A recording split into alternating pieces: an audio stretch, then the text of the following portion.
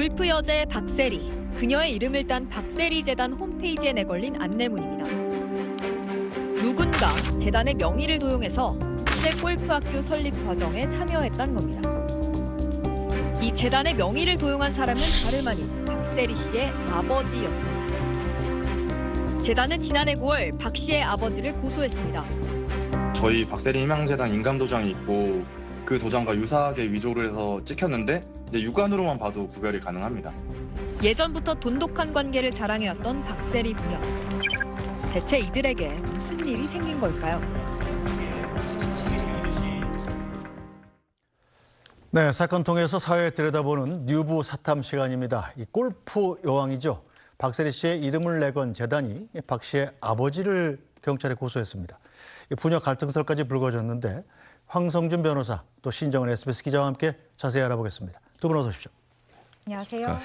네, 먼저 신정은 기자. 이 박세리 선수 뭐 사실 국민적 영웅이잖아요. 네. 애국가에도 나오는 스포츠 선수인데 저 어떻게 이런 일이 생겼습니까? 박세리 재단이 이게 박세리 씨가 직접 설립한 재단인 거죠? 네, 한국 골프의 전설이죠. 박세리 씨가 2016년에 은퇴를 하면서 이 재단을 설립하게 됩니다. 소위 이제 박세리 키즈라고 하죠. 이제 골프 인재 양성과 스포츠 산업 발전에 이바지하겠다 이런 목표를 세우고 있는데 뭐 골프 꿈나무들을 위해서 훈련 프로그램을 설계하거나 뭐 전국 초등학생 대상으로 골프 대회를 개최하기도 한다고 합니다. 이 비영리 재단 법인이고요. 지금 박세리 씨가 이사장으로 지금 있습니다. 네, 자 그런데 왜 박 씨 아버지를 이 재단이 경찰에 고소를 한 거죠?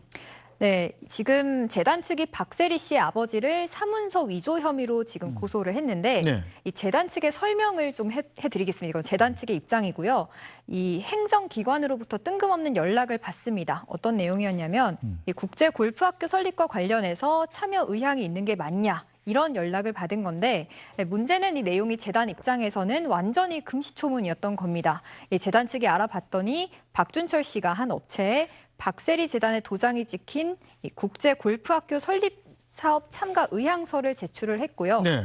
이제 그러면서 이제 재단 쪽에서도 연락이 왔던 건데 뒤늦게 재단은 이 관련 내용에 이제 사용된 도장이 위조된 것이었다 이렇게 설명을 한 겁니다. 네. 박세리 씨의 아버지가 재단의 법인 도장을 몰래 제작해서 사용했다 이렇게 재단 측은 밝혔는데 이 사안에 대해서 이사회의를 거쳤고 그리고 수사기관에 수사를 의뢰한 상태라는 게 설명입니다. 네, 저 황성준 변호사님. 재단 입장에서는 국제 골프 스쿨 같은 건 뭐 허무맹랑한 얘기다 이런 거죠? 예, 일단은 재단 법인의 그 개념에 대해서 먼저 좀 짚고 넘어가야 될 것 같은데요.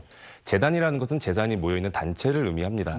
근데 이 재산, 이렇게 돈이 이렇게 모여있다 보면은 아무래도 견물생심이라고 해서 네. 이제 이 돈을 운영하거나 하는 어떤 경영진의 어떤 유용행위라든지 방만한 운영 이런 것들이 이제 우려가 될 수 있기 때문에 사업과 주요 사안의 최종 결정은 이사회가 거쳐서 진행할 수 있도록 법인화를 한 게 바로 재단 법인이라고 할 수 있겠습니다. 이런 재단 법인의 탄생 배경 때문에 우리 법은 재단 법인은 비영리 법인이 될 수 있도록 이렇게 규정을 하고 있습니다. 네. 그래서 영리 활동을 할 수 없게 되어 있고요. 그리고 정관도 불필요가 있습니다. 일단 재단 법인의 정관이라는 것은 이제 내가 어떤 사업을 하겠다라고 포부를 밝히는 정도라고 보시면 될 것 같은데요.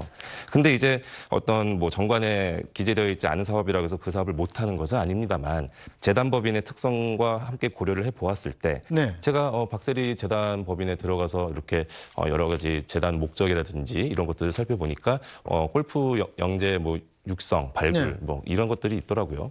이렇게 이제 인재를 발굴하고 육성하고 키워나간다는 그런 목적을 이렇게 표시를 하고 있음에도 불구하고 학교를 설립하지는 않겠다라고 정관에 학교를 누락을 했다는 것은 다시 말해 학교 설립을 하지 않겠다는 의사를 간접적으로나마 표시했다고 볼 수도 있는 것입니다. 따라서 재단 입장에서는 국제 골프 스쿨 할 수도 없고 법적으로 할 리도 없다는 것.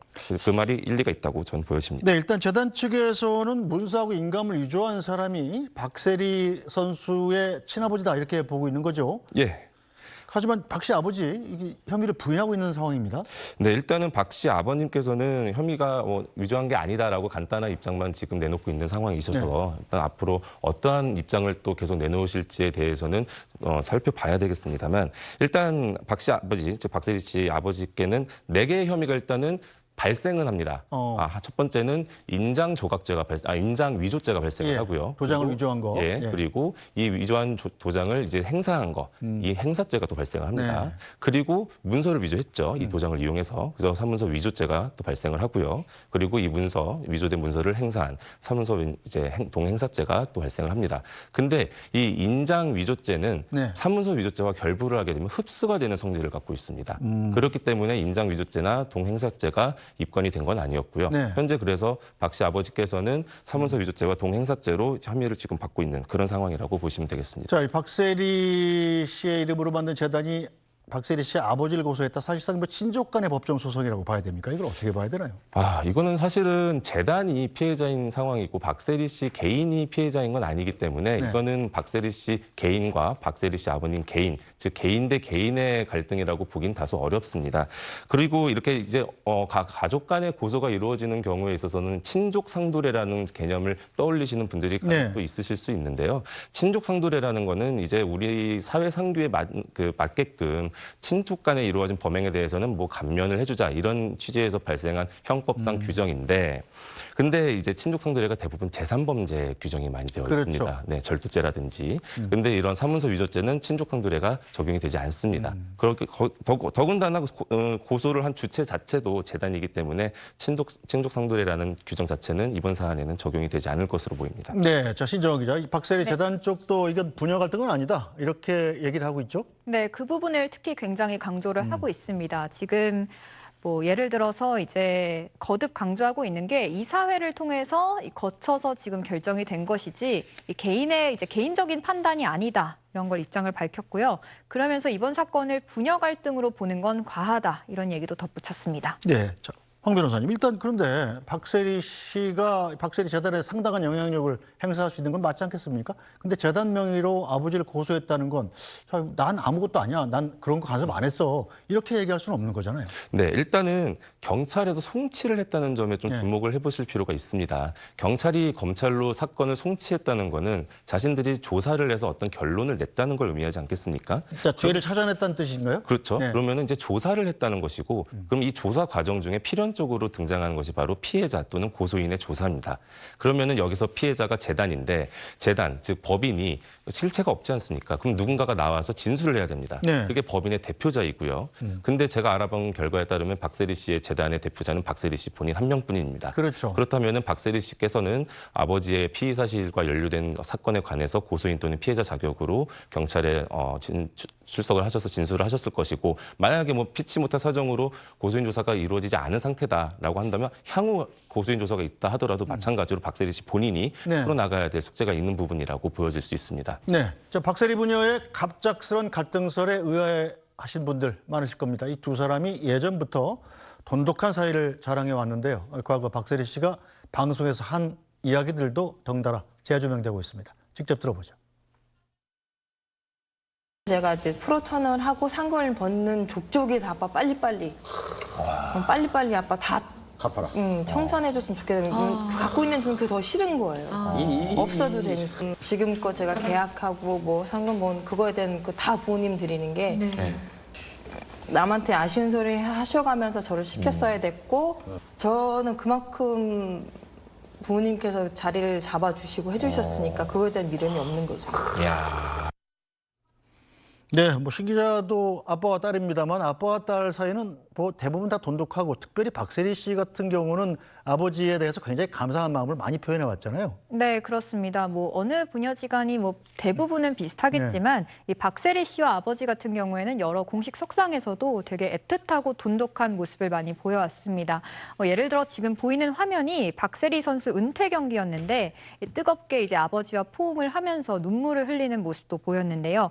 박세리 아버지 박종철 씨는 이 박 씨가 선수 시절에 아버지가 뭐 코치나 매니저, 운전수 그리고 캐디까지 하면서 이제 원조 골프 데디라는 별명까지 붙었었습니다. 뭐 골프 입문부터 미국 진출, 영예 전당 입성까지 영웅 박세리란 별명 이제 갖게 했던 아버지로 잘 알려졌는데, 이 박세리 씨에게 아버지는 어떤 존재인지 직접 설명하는 영상을 저희가 구해서 보여드리겠습니다. 빠 때문에 처음 골프 시작했죠. 처음 하고 제 첫 번째 코치. 그러니까 아빠 때문에 골프를 시작했고 지금까지 이 자리까지 온 것도 아빠 때문에 온 거라서 아빠의 그런 자리가 저한테는 모든 걸 다 헤쳐나갈 수 있었고 또 그렇게 만들어질 수가 있었고 그리고 할 수가 있었었고 저한테는 지금 제가 이 자리 있기까지의 제일 중요한 부분이었던 것 같아요. 네, 자 신정은 기자, 다음 사건 넘어가기 전에 오늘의 한마디 짚어볼까요? 네, 오늘의 한마디는요. 박세리 씨가 고소한 건 아니다. 입니다. 이걸 재단 측에서도 여러 차례 강조했는데 아무래도 이게 부녀 갈등으로 네. 비춰지는 게 좀 부담스러운 게 아닌가 이렇게 느껴지는데 사실 박세리 씨를 응원하는 국민들이 많은 만큼 모쪼록 좀 잘 해결되길 바라겠습니다. 네.